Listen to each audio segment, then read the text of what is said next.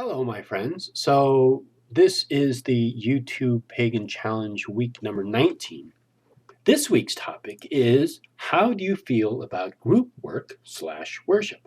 So, there are some, I've heard some people mention some things about group work, and I think there's a lot of various opinions about that. And I think there's a couple of misconceptions that I want to address.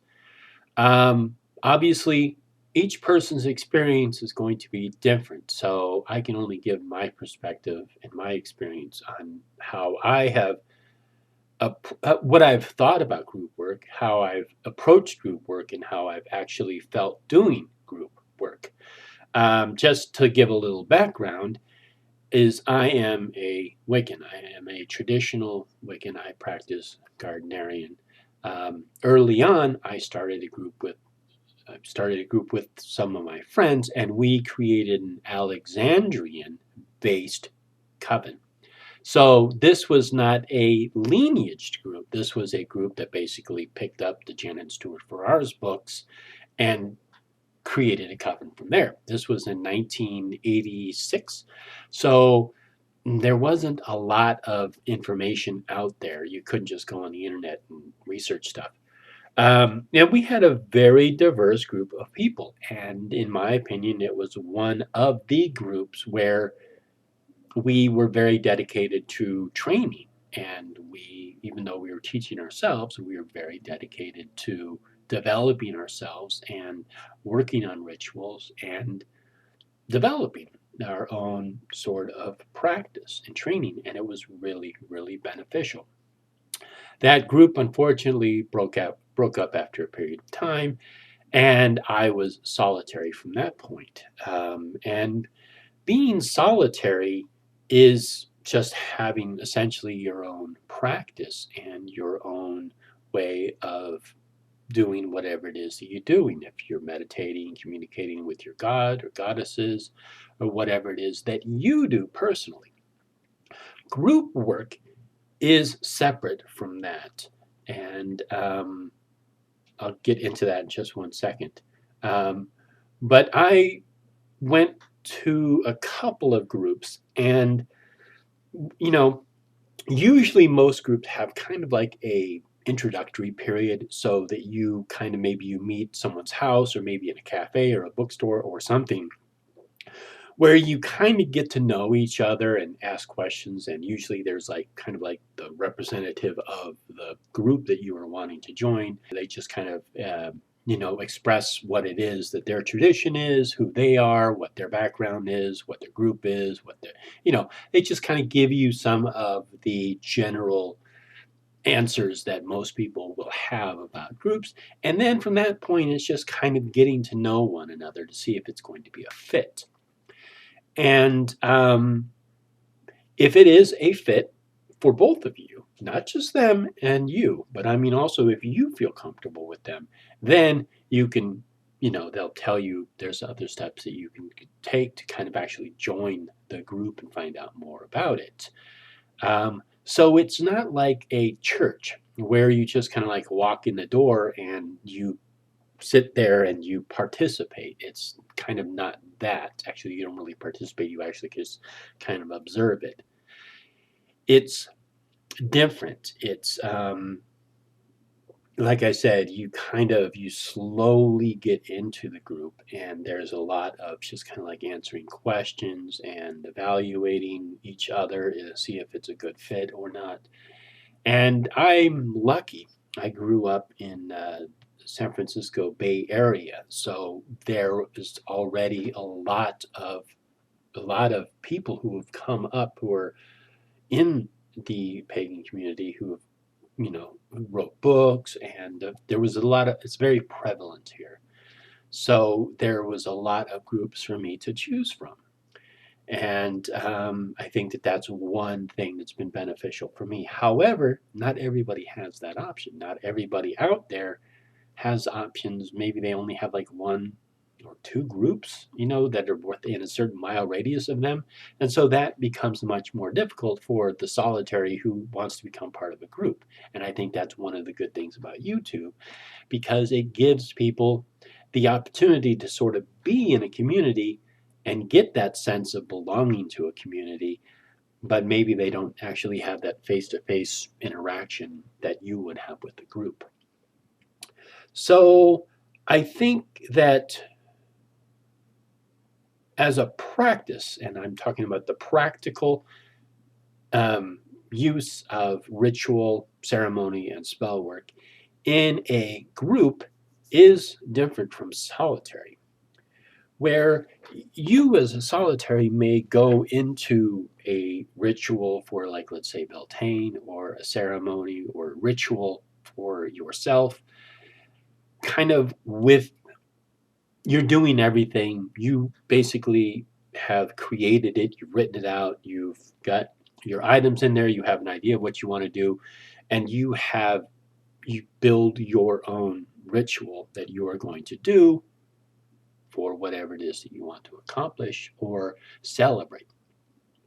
Whereas in a group setting, you may need to talk with other members to find out what they want to do and how they want to do it. And obviously, the ritual leader or leaders would kind of guide how things are going to be done, and people may agree or disagree. So there's a little bit more planning and back and forth with work in a group setting. You may um, have the standard ritual format that that particular group uses, and that particular ritual format is something that you need to be familiar with. And when you have your own practice, the ritual format is something that maybe you feel more comfortable with because you've worked with it and you've memorized it, and then you go into a group setting and maybe they have a different format. So that's just one of the differences. Um, and I don't think that group work is for everyone, and I don't think that solitary is for everyone. I think it's just two different ways of approaching a practice. And also, if you do join a group, it doesn't mean that, oh, you have to give up your solitary beliefs and your solitary practice. It's not that. you know, you still have your own practice. I still have my own personal practice that I do, but I'm also part of a group.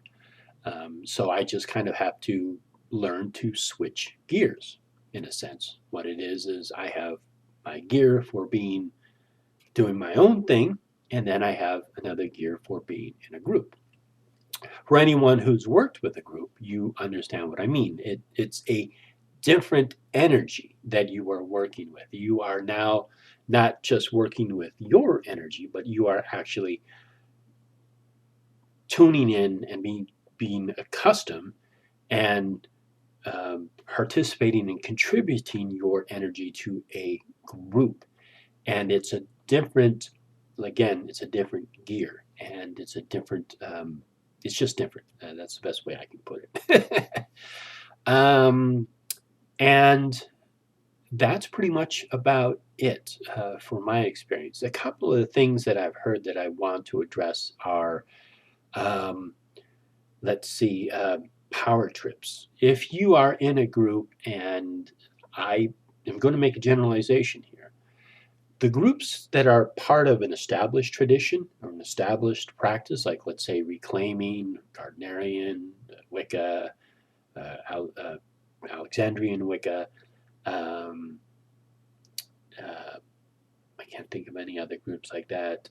But when you're part of a traditional group, I think that people getting into these power trips is kind of minimized, because they kind of, they sort of have to, kind of like be under the guidance of another person and another person. And there's kind of like their steps, and they are kind of accountable for their actions and their words and what they do, because they're not only representing themselves, but they're representing that tradition. So the fact that somebody may go into a power trip is lessened that way. Whereas if you have a person who created a group and they are sort of in control of it, the likelihood that they are going to abuse their power and their position is a little bit higher because they don't have anybody, they're not representing anybody except for themselves and their own particular tradition that they created. So that's one thing to be aware of. And if you do get into a group setting and you don't quite feel comfortable with the ritual leader or leaders, and you do sense that kind of like that power trip thing, just leave it. I mean, if you really feel that it's a deal breaker and you don't feel comfortable with them, there's no reason to continue. And really, you don't have to make up an excuse. I mean, if they do contact you or you feel like you do need to contact them, just tell them it just doesn't feel right for you. Um, the other things to be aware of are people who are going to take advantage of you monetarily. If you come across any Wiccan group that charges you money for anything, you might want to question not only the validity, but the morality of that group leader or leaders. Wicca, traditional Wicca, does not charge people money for anything. The only thing that you would contribute money to are consumables, candles, incense, food. If you have to rent a place to practice, then you obviously contribute to that. Basically, what I mean is anything that is kind of used by the group, there's no reason why the ritual leader or leaders should have to support that group and pay money for everything. If you are truly a group, you all contribute to whatever it is. But if somebody needs X amount of money from you every month for, administrative fees or, whatever, if they can't exactly explain it to you like it's actually a consumable, then they're probably just pocketing that money. And anybody else, occasionally you might see things like on Craigslist or advertisements in newspapers about somebody saying that they're going to give you, all the training and everything, and you send them like $125 or $150 or whatever. Those groups are kind of shady. The other thing are people who want to take advantage of you sexually. And that is also something you need to be aware of. If you are joining a group, find out what their requirements are. I mean, how do they practice? Find out, ask them questions about their ritual and what they expect of you and what you can expect of them. And if they mention anything that sounds kind of like they're kind of avoiding that or not saying something or, skipping over a question or not being clear about it, get clarity. Because there are people out there who, in their position of power, again, these are usually not people of an established tradition. They are usually kind of creating their own and calling it their path. And these are the people usually who are going to try to take advantage of other people somehow. And one of the ways, unfortunately, is taking sexual advantage of people who are just coming into the craft and don't know any better.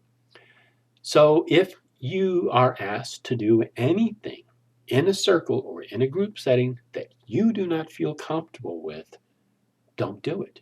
Just if it's something that is completely like you're asked to actually have sex or perform sex with someone and you do not feel comfortable with that, just leave. There's no reason to stick around for that.